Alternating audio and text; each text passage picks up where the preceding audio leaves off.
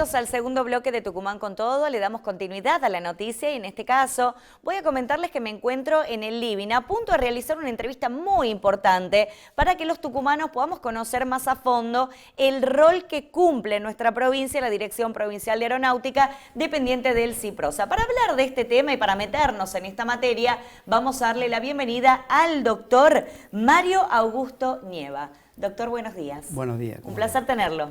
Gracias. Bien, antes de meternos de lleno en este tema que acabo de mencionar, sí me gustaría, doctor, que me haga una breve reseña acerca de usted, del trabajo que realiza, para poder conocerlo un poco más.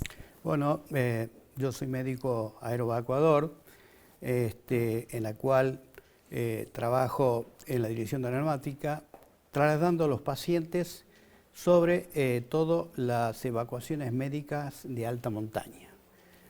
Nosotros, dentro de la dirección, tenemos 4 aeronaves, 2 aviones y 2 helicópteros. Los aviones son para hacer los traslados médicos y los helicópteros para hacer las evacuaciones médicas en la alta montaña o zonas que no se puede llegar normalmente. Bien, ¿y la provincia? Sí. La evacuación médica es cuando la urgencia hace de que la persona que esté enferma o herida sea trasladada a un centro donde reciba atención médica. Nosotros tenemos que llegar, estabilizarlo al paciente, atenderlo durante el traslado y dejarlo en una zona, o mejor dicho, un hospital donde haya complejidad médica. Bien, en este caso, ¿cuántos médicos aeroevacuadores forman parte, ¿no?, de la Dirección Provincial de Aeronáutica? Nosotros tenemos una relación, digamos, de trabajo con el 107 del CIPROSA. Sí. Ahí hay un grupo que se llama el Grupo Aéreo, que está coordinado por la doctora Patricia Villagra, que es la médica que coordina todo, aeroevacuadora, y hay también un grupo de enfermeros, todos enfermeros profesionales, que han hecho el curso del INMAI. La única, mejor dicho, el INMAI es la parte legal que da a los médicos poder ser aeroevacuadores. Bien, es decir, primero tienen que ser médicos, sí, y luego hacen el curso. Sí, para los médicos se les exige en el curso que es un curso mayor, que sean médicos y que sean emergentólogos o hayan hecho algún tipo de actividad en el tratamiento en el preclínico, digamos, prehospitalario. Nosotros, yo por lo general tengo un curso de evacuación donde hice en Tucumán la emergencia médica. El curso duraba un año generalmente, se iba a Buenos Aires y después había un tipo de relación de lo que es la medicina con la física. Es una reglamentación, digamos, entre la física y la medicina. Bien, corríjame si estoy equivocada. Sí. ¿Hoy por hoy existe una carrera? Sí, en la Universidad de Buenos Aires ya se ha establecido el posgrado de médico aeroevacuador. Dura 3 años y ya salen con todo para poder trabajar en el país con eso. Bien, y en cuanto a los traslados aeromédicos, ¿cómo se originan y qué tipo de pacientes son los que ustedes atienden? Los traslados aeromédicos,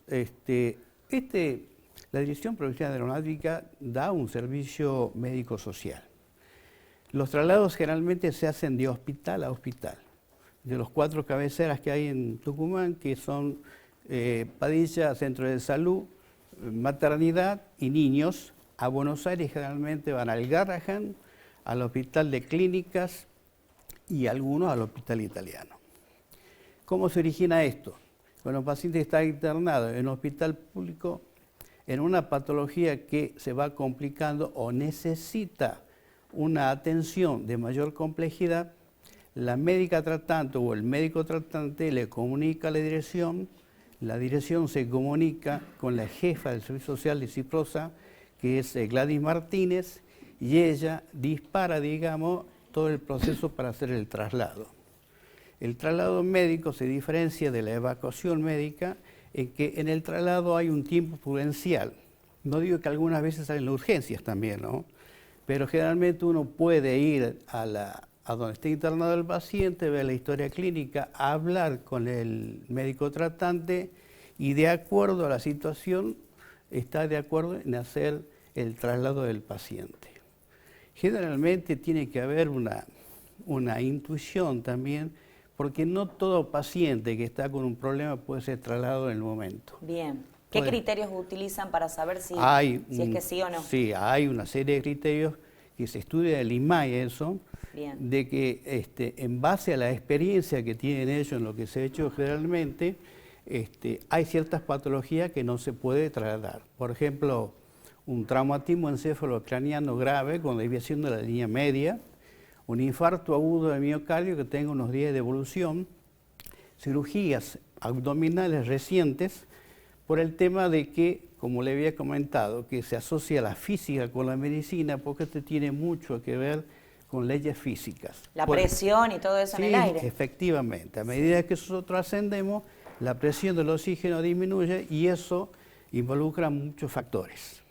Bien, ¿y qué tipo de atención médica es la que reciben los pacientes en vuelo y con qué equipamientos cuentan, bueno, ya sea los helicópteros o las aeronaves? Claro, el helicóptero generalmente es una opción rápida, no hay, digamos, algo para testearlo al paciente profundamente, sino que es semiología y se utilizan los elementos que uno lleva para esa situación. Generalmente en los CAP de alta montaña, la enfermera que está a cargo anuncia por radio más o menos qué es lo que el paciente tiene y por cuál se hace la derivación. En el traslado aéreo no, porque eso es que el paciente va en el avión siempre con la veña del médico tratante también, ¿no? Porque eso es importante, que algunas veces uno dice, mira, el paciente no puede ir por la situación, no, pero yo lo quiero mandar, así que hay que ver, no es fácil tampoco el tema en ciertas circunstancias. Claro, de los criterios que estábamos hablando recién. Exacto, de los criterios que estamos hablando. Bien. Hay en el avión, tiene todos los elementos, desde cardioversores, bombas de infusión, oxígeno, las camillas, las luces, el kit de lo que se necesita en el traslado si el paciente tiene un problema cardíaco, respiratorio, neuronal, abdominal, depende de la situación que esté en ese momento. ¿Y cuántas personas viajan con el paciente? Generalmente viaja el médico evocador y la enfermera o enfermero evocador, pero en algunas circunstancias pueden viajar 2 enfermeros. Perfecto. Cuando se necesita mayor atención o el paciente va en un estado crítico. Porque algunas veces hay patologías, por ejemplo, en las que hay que llevarlo al paciente, ¿sí? Por ejemplo, en un ACV neurológico donde se ha producido por un sangrado arterial como consecuencia de un trastorno congénito arteriovenoso, la urgencia de llevarlo a Buenos Aires, por ejemplo, para hacer una cirugía de la parte esa afectada, implica de que no se lo lleva al paciente urgente. Bien, ¿y qué tipo de aeronaves son las que se utilizan en este caso y cuáles son las características quizás que tienen las mismas? Nosotros tenemos 2 aeronaves, tenemos las 2 propulsadas por turbinas, un Learjet y un Citation 550. El Learjet es un avión grande en la cual tiene una velocidad muy grande, 750-800 kilómetros por hora, que en un viaje a Buenos Aires con viento de cola, que lo ayuda, puede estar a 1 hora 15 a Buenos Aires. El Citation es un poquito más lento, que está en 1 hora 40, 1 hora 45 a Buenos Aires. Esas 2 aeronaves se las tiene perfectamente en forma constante. Y el otro tema que algunas veces pone en evidencia, que dice, necesitamos el avión de urgencia, y el avión no está. ¿Y por qué? Porque se le hace el mantenimiento a la aeronave. Bien. El mantenimiento de la aeronave es fundamental. Y eso hace de que los elementos que se necesitan como repuestos o elementos importantes del avión, no se los consigue sino más, tienen que venir de Estados Unidos. Eso hace que demore. Claro, el producto es importante. Claro, demora y aparte los costos son grandes. De tal manera que digamos, todo el apoyo logístico para este tipo de cosas es muy importante. Y algunas veces la gente no lo entiende eso. Y el avión puede tener 1 hora y debe ser cumplir para el mantenimiento y otro sale de servicio por una urgencia, ¿me entiende? ha pasado algo, sale de servicio y bueno, pero algunas veces no lo entiende la gente. Bien, ¿y hay algún tipo de quizás alguna lista de espera o algo por el estilo para utilizar estas aeronaves? Generalmente la jefa del Servicio Social del CIPROSA, que es la Gladys Martínez, ella hace, de acuerdo a la necesidad y a la urgencia, la prevalencia de llevar un paciente. Muchas veces los trasplantes hepáticos, por ejemplo, es una medida que urge llevarlo al paciente en algunas situaciones. Y ella es la que está al tanto de eso y decide, mejor dicho, en base a la necesidad.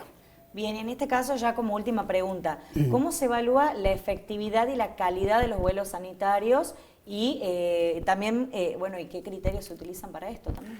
En el vuelo sanitario lo más importante, y aunque usted no lo crea, es el oxígeno.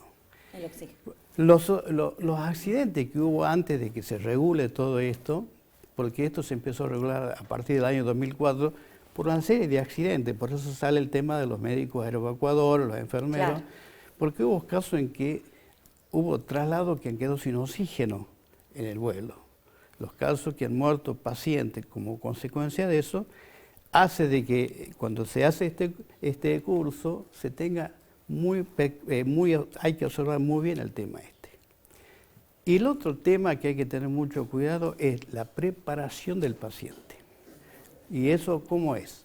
Por ejemplo, un paciente que va intubado, se pone dentro del tubo endotraqueal una insuflación para que quede justo en el aparato respiratorio. Eso sabe que cuando usted asciende, los gases se dilatan, y al dilatarse los gases, presionan las paredes lesionándolas. Entonces hay que sacarle el aire. Una persona que tiene que viajar con un yeso, un yeso cerrado, a medida que asciende, evidentemente que hay una dematización de los tejidos, se hinchan los tejidos y como está el yeso, hay una lesión necrótica después que puede resultar fatal. Claro, no es para cualquiera, tiene que ser una persona idónea, preparada, capacitada, y en este caso nuestra provincia cuenta con estos profesionales. Sí, hay varios ya en Tucumán que han hecho este curso superior y que se está promocionando para que sigan haciendo este tipo de cursos. Bien, doctor, y para cerrar ya, alguien que esté viendo el programa, quizás un doctor, un enfermero que quiera capacitarse en este tema, tomar el taller y tener los conocimientos para poder trabajar en esto, bueno, ¿a dónde tiene que ir? ¿Cómo tiene que hacer? ¿Dónde se asesora? Tiene que contactarse con el 107, que es donde se hacen generalmente los cursos aeromédicos durante el año, o en el INMAI, que es el Instituto de Medicina Aeroespacial, que depende ahora de la ANAC, pero antes dependía de la Fuerza Aérea. Allí le hacen los exámenes a los pilotos civiles y a los pilotos de guerra, donde los someten a serias pruebas y que puede contactarse ahí para averiguar cómo es el tema ahora que la Universidad de Buenos Aires ha asumido, digamos, todo este tipo de cosas. Eso se asume la carrera. Bien, doctor, ¿quiere aportar algo más antes de que cerremos la nota o la dejamos aquí? No, simplemente decirle que la actividad que hace la Dirección de Aeronáutica, no tan solo nosotros llevamos o evacuamos los pacientes de la alta montaña o zonas que son difíciles de llegar, como por ejemplo un par de años atrás que hubo inundaciones en el sur tucumano, sí, y tuvimos que sacar gente con dengue porque no había la posibilidad de hacer medevac por tierra. Se lleva los alimentos a las escuelas de alta montaña, se lleva los materiales, se lleva a los maestros algunas veces cuando los ríos crecen y no pueden pasar. En verano crecen mucho los ríos, entonces no los pueden llevar y eso cumple la Dirección de Aeronáutica. Es decir, un servicio social muy importante. Importante recurso. Sí, muy importante. Doctor, muchísimas gracias. Muy bien. La verdad que nos ha ampliado muchísimo el conocimiento con respecto a esto. Y lo último quiero decirle, todas las políticas que hacemos en la Dirección de Aeronáutica, sí, son fomentadas y estrictamente medidas por el gobierno de Jaldo y el ministro Medina Ruiz. Bien, le agradecemos por esta nota. Bueno, muchas gracias. Continuamos con Mariana.